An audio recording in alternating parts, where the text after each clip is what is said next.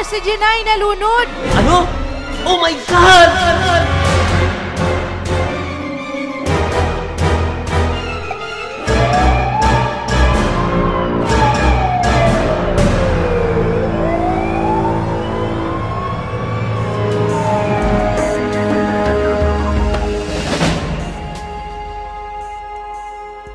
Upon admission of the patient doon sa hospital ni Jenny Rose Tamansi na nalunod doon sa dagat, initially nung ma-evaluate namin doon sa hospital, talagang very poor na yung chances niya na mag-survive kasi malaki na yung mata.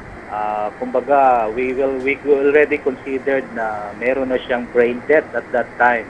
May mga tubig na pumasok sa kanyang baga. At the same time, yung tubig na yun, marumi naman talaga yun. The patient developed yung tinatawag namin na pulmonary edema. This is a very severe lung problem kasi nga namaga na yung baga.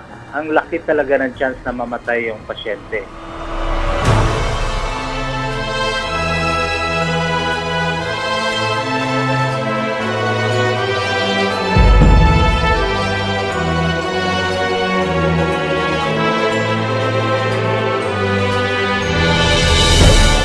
There seems to be a miracle na dahan-dahan siyang nag-improve. Ang stay niya naman sa ICU, it took only about, matagal na masyado, 3 days. Nakalabas siya sa ICU and talagang yung kanyang lung problem is already healed and blessing na lang talaga at na-survive niya yan.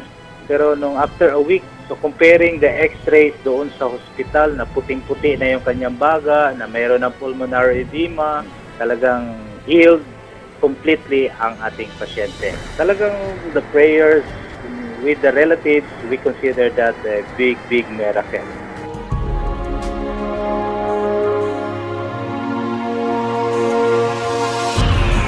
Nagpapasalamat ko ni Jesus na iya kong gitabangan, iya kong gitagaan og second life o katong nagbisita sa ako sa ospital.